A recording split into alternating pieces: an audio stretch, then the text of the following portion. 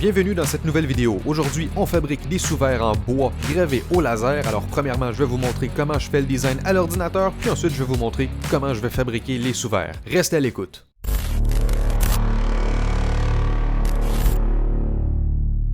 Hey salut! Dans cette vidéo, j'ai envie de fabriquer des nouveaux sous-verres en bois, gravés au laser bien sûr, parce que dans le passé, j'ai utilisé la magie de l'impression 3D pour fabriquer ces sous-verres-là, et ils sont jolis et tout, mais j'ai envie de faire changement, puis depuis que j'ai découvert la magie de la gravure laser, j'ai envie de tout graver au laser. Dans ma vidéo sur le Xtool D1, j'avais essayé de faire un sous-verre gravé au laser et découpé au laser, mais j'utilisais un morceau de bois qui était trop dur, puis il y avait des nœuds, et le laser était presque capable de passer au travers, mais malheureusement, c'était pas le cas. J'ai réussi à le terminer à la Dremel, sauf que avec les sous-verres que je veux fabriquer aujourd'hui, si je peux éviter d'utiliser la Dremel pour les fabriquer, je serais bien heureux. Mes sous-verres, je veux les faire sur le même morceau de bois. Alors là, je sais que je pourrais pas les découper au laser. Donc je vais graver ce que je veux, puis ensuite je vais découper la planche avec une scie à onglet. Mais j'ai pas envie que ce soit des sous-verres qui sont seulement carré. Bon, c'est certain que je pourrais pas faire un cercle parce qu'avec la scie à onglet, ça risque d'être compliqué, mais je peux faire un hexagone et couper moi-même les angles et je pense que ça va apporter quelque chose d'original. Alors, j'ai déjà imaginé un design, j'ai fait quelques tests déjà pour voir ce que j'aime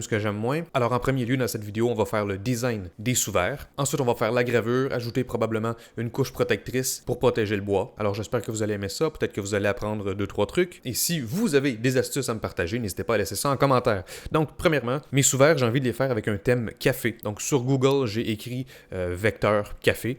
Ça m'a amené sur ce site-là, Vecteezy, et j'aime bien ce fichier-là ici parce que j'ai des grains de café, mais j'ai aussi des tasses à café, donc plusieurs éléments que je peux ajouter dans mon design si j'en ai envie. Donc je vais cliquer sur télécharger, il y a une version gratuite, je la prends ici, on n'a pas besoin de se connecter si on n'a pas envie, et voilà, ça télécharge. Ce qu'on a téléchargé, c'est un .zip, donc on va le décompresser, et dans le .zip, on a 3 fichiers, on a un PDF pour la licence, on a une version JPEG, sauf que le JPEG, c'est pas ça qu'on va utiliser. On va utiliser le EPS. Mais moi, je vais faire mon design directement dans Lightburn. Mais Lightburn ne semble pas supporter les fichiers EPS. Donc, j'ai trouvé ce site-là, Convertico. Donc, je vais ajouter mon fichier EPS de EPS à SVG. On va faire convertir. Ça va l'envoyer en ligne, puis ça va le convertir pour nous, puis on va pouvoir télécharger la version SVG. Et voilà, maintenant ici, on a notre fichier SVG. Alors la prochaine étape, maintenant que j'ai mes éléments de design téléchargés, ça va être de faire mon propre design à partir de ces éléments-là. Et puisqu'on fait du design avec des vecteurs, on peut utiliser plusieurs logiciels. Inkscape, c'est extrêmement puissant et c'est gratuit, donc vous pouvez utiliser ça si vous le souhaitez.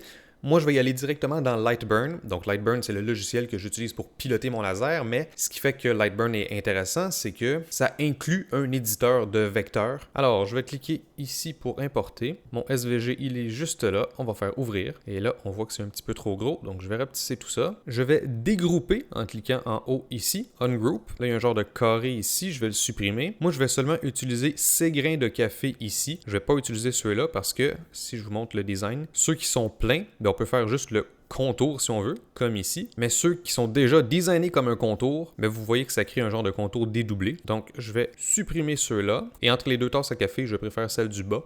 Alors, je vais supprimer celle du haut. Bon, parfait. Alors, on va commencer par mettre ça de côté et on va se concentrer sur les grains de café. Alors moi, mes sous-verres, ce que j'ai envie de faire, c'est, comme je vous expliquais, en forme d'hexagone et tout le contour, le périmètre de mon sous-verre, je vais faire un genre de motif répété avec les grains de café. Donc, je vais prendre mes grains de café, puis pour les premiers tests, on va dire que cette forme-là ici, je veux qu'elle soit 2 mm de haut.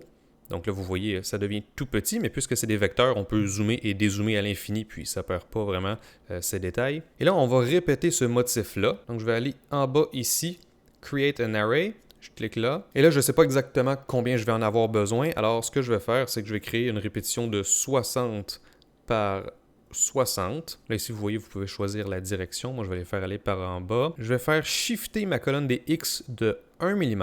Et ici, je vais faire alterner une colonne sur 2. Alors, je clique là. Et là, si je clique plusieurs fois, vous voyez, ça fait en quelque sorte une réflexion de mon objet initial. Et dans le cas de cet objet-là, on dirait que ça s'emboîte mieux dans le pattern. Donc, maintenant, je fais OK. Et je peux dézoomer. Puis là, vous voyez, on a une grande quantité de grains de café. Et là, ce que je peux faire, c'est que je peux prendre tout ça. Puis, je vais pouvoir venir grouper ça. Bon, ça, c'est parfait. Maintenant, comme je vous ai dit, je veux que ça soit en forme d'hexagone, mon sous-verre. Donc, je clique l'option polygone, j'appuie sur Shift, je clique et je glisse. Donc j'ai mon hexagone et moi je sais que sur la hauteur, je veux que ce soit 95 mm, donc voilà. Celui-là, je vais en avoir besoin d'un autre tantôt, donc je vais le dupliquer. CTRL D ou commande D sur Mac. Je vais venir prendre mon hexagone, puis je vais venir le centrer plus ou moins dans mon pattern ici. Puis, si je veux, je peux zoomer un petit peu, puis venir l'aligner un peu mieux avec les grains de café. Disons, bon, comme ça peut-être. Voilà, on va dire que c'est bien. Donc là, je sélectionne tout ça. Puis je vais venir faire une intersection booléenne. Et voilà, maintenant vous voyez, j'ai seulement des grains de café dans mon hexagone. Donc maintenant, l'hexagone que j'avais dupliqué tout à l'heure, je vais le dupliquer encore. Et lui, je vais mettre une hauteur de 85. Et là, je sélectionne les deux. J'appuie sur un, Shift, j'appuie sur l'autre. Puis je vais cliquer en haut pour aligner les deux. Voilà. Et maintenant, je vais faire un union booléen. Et vous voyez, maintenant, il me reste seulement le contour qui est en grains de café. Bon, maintenant, je duplique encore celui-là. Je vais me reprendre un de 85. Puis là, je vais sélectionner les trois. Puis je vais tout mettre ensemble. Et voilà. Donc maintenant, non seulement j'ai mes grains de café, mais en plus, j'ai un hexagone à l'extérieur et un hexagone à l'intérieur. Donc quand le laser va faire tous les petits grains de café, après ça, il va venir faire une belle ligne propre tout autour. Puis ça va rendre le tout plus joli. Là, il y a deux designs qui m'intéressent. Vous voyez, j'ai importé mon logo.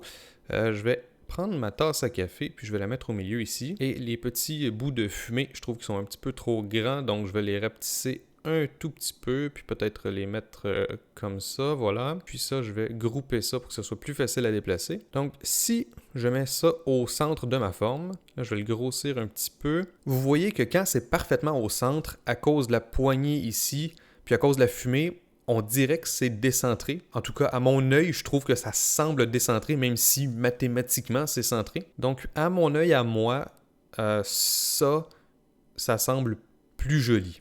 Donc, je vais mettre ça comme ça. Et là, je vais prendre mon logo. Bon, il faut que je le rapetisse quand même pas mal. Je vais le mettre au centre de la tasse. Voilà, ça semble bien. Alors là, si je regarde le preview, je vais faire Option P ou sur Windows Alt P. Eh bien, ça donne ça ici. On va avoir le contour de nos grains de café, on va avoir nos hexagones, on va avoir la tasse à café et le logo. Par contre, le logo, j'ai envie qu'il soit rempli, donc je vais le mettre sur une deuxième couche. Et la deuxième couche, vous voyez, remplissage plus contour. Maintenant, si je refais Option P, comme vous pouvez constater maintenant, mon logo, il est foncé, il est rempli. Et vous voyez, il y a une ligne qui fait le contour. S'il y avait juste un remplissage, il n'y aurait pas de ligne autour.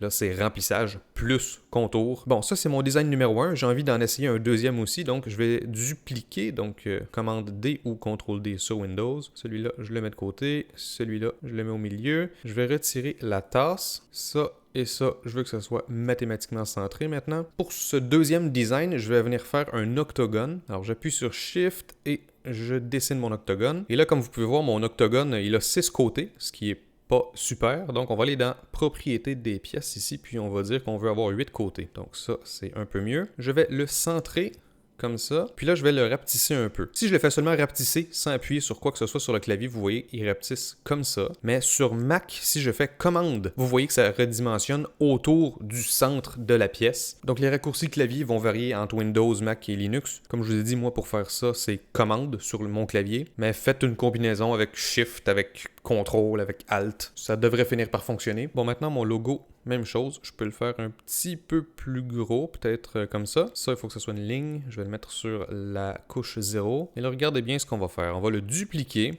On va le faire tourner de 5,62 degrés. Et ensuite, on va faire encore dupliquer. On va encore faire 5,62 degrés. Et on va faire ça plusieurs fois. Et voilà. Donc, je ne sais pas s'il y a une façon sur Lightburn de faire ça plus rapidement, mais bon, j'y vais un par un. Donc, on a 8 octogones et ça vient donner ce design-là que je trouve qui est quand même cool. Donc, si on fait un preview, vous voyez, ça donne ça ici. Très, très cool, je pense. Donc, je pense que le design est terminé.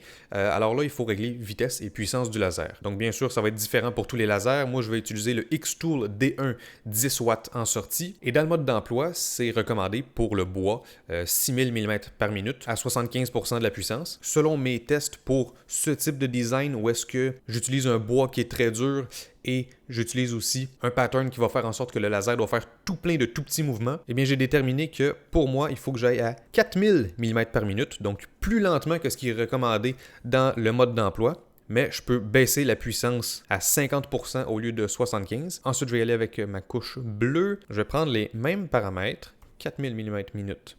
50% de la puissance. Et quand on prend remplissage et contour, on peut prendre un paramètre différent pour le contour versus le remplissage. Donc, par exemple, si on veut un remplissage un petit peu plus pâle avec un périmètre plus foncé, mais encore une fois, selon mes tests, je pense que ça va être joli si je prends les mêmes paramètres, donc 4000, 50% de la puissance. Donc pour moi, ce design-là va se faire entièrement à la même vitesse et à la même puissance, mais c'est ça qui est intéressant de Lightburn, c'est que selon qu'est-ce qu'on fait, on peut changer la puissance qu'on utilise pour certaines parties du design. Parce que ce qu'on fait aujourd'hui, on aurait pu entièrement le designer dans Inkscape et après ça, pour graver, utiliser par exemple laser GRBL, mais à moins d'exporter ça en tant qu'image, chose qui n'est pas idéale quand on grave au laser, on préfère des vecteurs pour avoir la meilleure qualité possible, eh bien avec laser GRBL, puisque ça, il faut que ce soit un remplissage et que tout le reste, il faut que ce soit juste des contours, bien premièrement, il aurait fallu graver cette partie-là du design, ensuite on aurait chargé le fichier avec le logo où est-ce qu'on aurait fait le remplissage, et ensuite il aurait fallu charger un troisième fichier avec le logo où est-ce qu'on a juste le contour. Donc, si vous n'avez jamais utilisé laser GRBL, peut-être que vous comprenez plus ou moins ce que j'essaie d'expliquer. Mais si vous l'avez déjà utilisé, vous pouvez comprendre que on fait vraiment un type d'opération à la fois, à moins d'avoir une image puis d'y aller avec des niveaux de gris. Là, ici, c'est vraiment pas des niveaux de gris. Le laser va vraiment venir faire le contour de chaque pièce. Il va pas scanner de gauche à droite jusqu'en bas. Il va vraiment faire des contours partout, puis c'est pour ça que ça va être super beau, la qualité. Ok, donc je pense que j'ai tout expliqué. C'est le temps d'aller à l'atelier. C'est le temps d'aller graver les sous-verts. C'est l'heure de la pause café et j'en profite pour vous dire que vous devriez rejoindre mon serveur Discord, c'est gratuit, c'est disponible à tous. Venez discuter avec nous, on est des fans d'impression 3D, de gravure laser, d'électronique et d'informatique. Alors je vous invite à vous joindre à la discussion et aussi je voulais vous dire que vous devriez rejoindre mon Patreon. Ben oui, parce que si vous me suivez sur Patreon, vous m'aidez à faire de meilleures vidéos et à faire plus de vidéos. En échange, je vous offre du contenu bonus exclusif ainsi qu'un accès à un salon privé sur mon serveur Discord. Merci beaucoup à ceux qui me soutiennent déjà et pour les autres, je vous lance l'invitation. C'est maintenant le temps de commencer à faire la gravure. Alors en premier lieu, je fais un test sur un morceau de carton. Comme ça, s'il y a des modifications à apporter au design ou si je me trompe avec quelque chose, je peux corriger la situation facilement. Donc vous voyez la gravure qui est en train de se faire. Les deux portes s'ouvrent et on peut constater le résultat. Ma première observation, c'est que finalement, la petite tasse de café, je ne l'aime pas beaucoup. Puis les grains de café, je les trouve trop petits. Ils sont bien gravés, mais ils sont trop petits. Donc je les ai grossis et maintenant, chaque groupe de 3 grains de café est 5 mm de haut au lieu de 2 mm de haut. Je centre ça le mieux que je peux. Pour l'instant, j'essaie de centrer ça à l'œil, sauf qu'éventuellement, je vais m'installer un système qui va me permettre d'être bien droit à tout coup. Et maintenant, on fait la vraie gravure. Donc là, vous voyez, le laser fait vraiment le tour de chaque petit grain de café, puis il travaille vraiment en mode vecteur. Il y a seulement les éléments du centre qui sont faits en mode balayage, puisqu'ils sont remplis. Et c'est maintenant le temps de voir le résultat. Alors regardez-moi ça. Vraiment un magnifique morceau de bois avec une magnifique gravure. Les petits courants foncés dans cette planche de bois, je trouve que c'est vraiment magnifique. Et maintenant, c'est le temps de sortir la scie à onglet. C'est parti pour commencer la découpe avec une jolie lame neuve. Et là, comme vous pouvez voir, je fais les angles à l'œil parce que mon design de sous-verre n'est pas parfaitement aligné avec la planche. Et donc, si j'utilise les angles de la scie, ça correspond pas parfaitement. C'est maintenant l'heure de vernir les sous-verres pour essayer de les protéger. Et en plus, mon vernis a un aspect lustré. Et donc, ça va rendre la surface un peu réfléchissante. Ça va être joli. Donc là, vous voyez, le premier que j'avais fait n'est pas encore verni, mais ensuite les deux que je viens tout juste de faire sont vernis, alors ils sont un petit peu plus foncés. Vous voyez toutes les couleurs, comment elles ont ressorti avec le vernis.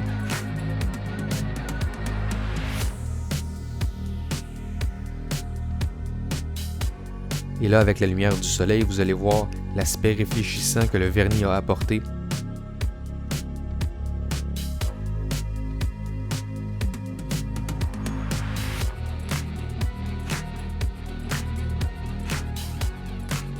Et comme par magie, on a un résultat. Personnellement, je suis super content du résultat. Laissez-moi savoir ce que vous en pensez dans les commentaires sous la vidéo. Laissez-moi vous montrer de plus près. Alors voici ce que ça donne. Donc, on voit super bien les grains de café, ils sont super bien définis. On voit la petite ligne aussi, le périmètre. Ça vient rendre le motif plus propre. Ensuite, le motif avec tous les octogones, puis mon logo. Et on voit que puisque c'est un bois qui a genre des ondulations, même dans la gravure, on voit les ondulations. Je trouve ça super joli. Et avec le vernis, non seulement ça devrait protéger le bois, puisque c'est un sous-verre, il va avoir des verres par-dessus naturellement. Et avec la condensation, il peut avoir des gouttes d'eau qui tombent sur le sous-verre. Donc ça devrait protéger un petit peu le bois, mais aussi ça donne cet aspect qui donne un look un peu mouillé. Ça donne un look un petit peu plus foncé et un peu réfléchissant. Je vous montre maintenant le deuxième.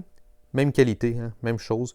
Super joli. Sur le mien, j'ai collé un truc antidérapant et comme ça tient bien sur la table. Pas de danger que ça glisse, puis j'aime bien ça. Alors si on compare avec celui que j'avais fait en rond et que j'avais essayé de couper au laser et puis que j'ai fini par couper à la Dremel puis avec des pinces coupantes, celui-là n'a pas été verni et vous voyez, l'aspect est totalement différent. Donc, voilà ce que ça donne. Là, vous voyez, juste à l'arrière, il y a une bûche juste là. Donc, d'autres tests à venir avec ça aussi. Un projet si simple, mais qui aide à se familiariser avec le laser, qui aide à se familiariser avec le logiciel, qui aide à se familiariser avec le design avec des vecteurs. Faire des petits projets simples comme ça, c'est une bonne façon d'apprendre tout plein de choses qui sont peut-être banales, mais qui au final, après, ça permet de fabriquer des plus gros projets. J'espère que vous avez apprécié cette vidéo. Laissez-moi savoir ce que vous en avez pensé dans les commentaires. N'hésitez pas à laisser un j'aime, ça m'aide à savoir que vous avez aimé la vidéo, mais ça aide aussi l'algorithme YouTube à savoir que vous avez aimé la vidéo et ça va permettre de donner plus de visibilité à la vidéo. C'est tout pour moi aujourd'hui, alors je vous dis à la prochaine dans une autre vidéo.